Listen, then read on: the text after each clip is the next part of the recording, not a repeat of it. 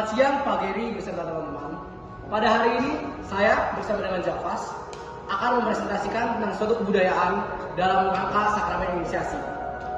Oke, pertama sebelum dari itu kami akan memperkenalkan diri kami terlebih dahulu. Perkenalkan, nama saya Karlo Heriadi Sutriadi, 82 absen 7. Dan saya Jessica Fiandatama Ginting, absen 15 dari 82. Tanpa berlama-lama lagi, kami akan memasuki tentang pengetahuan dasar akan tradisi potong jari di Papua. Pertama, kita harus tahu mengapa kita memilih tradisi potong jari. Kami itu ingin memiliki tradisi yang selain dari unik, juga memiliki relevansi ke dalam pelajaran ini. Setelah bertelusuri lama-lama, menemukan banyak sekali tradisi-tradisi seperti lompat batu, lenian, atau enggak tradisi dimandikan di Jawa kalau nggak salah ya. Kami akhirnya menemukan suatu tradisi yang memikat pada kita, tradisi potong jari. Tradisi potong jari ini memiliki nama yang unik. Secara objektif kami dapat mengatakan bahwa tradisi potong jari ini namanya aneh. Kenapa? Karena dengan memikirkan potong jari ini suatu hal yang abnormal, dan itulah yang membuat kelompok kami ingin menelusuri di dalam tentang potong jari. Jadi Javas, apa sih potong jari? Oke, jadi bayangkan saja di suatu perumpamaan kita menjadi seorang laki-laki dalam keluarga di Papua.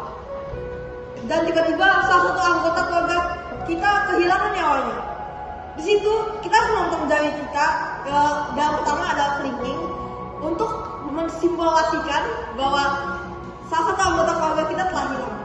Dan dengan jumlah anggota keluarga yang hilang bertambah, jari kita yang hilang juga akan bertambah. Menurut kamu kalau ini apa sih yang baik dan buruknya dari tradisi ini? Oh, baik dan buruknya.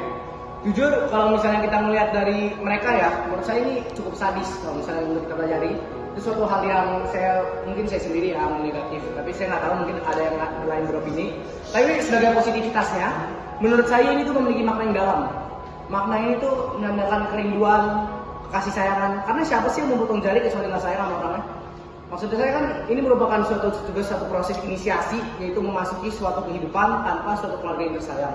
Ini juga salah satu bagian dari relevansi kenapa kita memilih tradisi potong jari ini sebagai budaya yang kami ingin kembangkan. Oke, sekarang saya akan juga menjelaskan lagi mengenai toleransi di Papua. Dimana saat seperti yang saya bilang tadi, anggota kita kehilangan nyawanya, kita akan memotong jari. Warga-warga sekitar akan juga menonton kita memotong jari dan mendukung kita. Di situasi ini kita juga belajar untuk mendukung teman-teman dan keluarga kita yang kesulitan.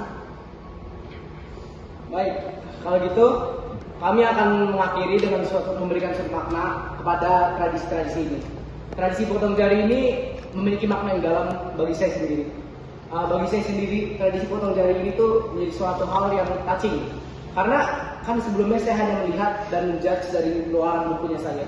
Namun setelah saya mempelajari apa itu tradisi potong jari dan maknanya, yakni jika dipotong, jika suatu keluarga meninggal maka akan dipotong. Itu menurut saya cukup, walaupun sadis ya, itu sangat kasih sayang loh. Sangat menunjukkan rasa sayang, rasa rindu. Maka menurut saya tradisi potong jari ini dapat dimaknai sebagai suatu hal yang positif. Singkirkan segala kesadisan, singkirkan segala pikiran-pikiran yang kotor. Maksudnya potong jari bakal kemana gitu. Namun kita harus lebih fokus terhadap maknanya yang dalamnya. Oke, dan tambahan dari saya, mungkin kita bukan orang yang berasal dari Papua, sehingga kita jika kehilangan anggota keluarga kita tidak perlu memotong jari kita. Namun perlu diingat, kita untuk selalu menyayangi anggota keluarga kita sebagai Tuhan itu sendiri. Karena Tuhan memberikan keluarga itu kepada kita, karena Tuhan tahu kita membutuhkan mereka dan mereka membutuhkan kita. Maka dari itu kata-kata dari saya adalah terima kasih dan Tuhan memberkati. Perkenalkan, nama saya Diego Adrian Wijaya. Saya adalah dari tim editan dari kelompok kami. Saya minta maaf kalau jika ada editannya kurang baik atau kurang mulus. Saya Oleh Yudis Kitimu, selaku pihak videografer, minta maaf jika selama saya merekam video itu ada masalah dengan kameranya gitu, mungkin goyang-goyang dikit. Dan juga minta maaf dari pihak research jika mungkin yang kita katakan tadi informasi ada yang memiliki kesalahan ataupun tidak tepat informasinya. Nah, saya Nicholas Kania Andrianto, saya ini selaku pihak yang mengedit presentasi. Mohon maaf jika informasi di sini itu kurang lengkap.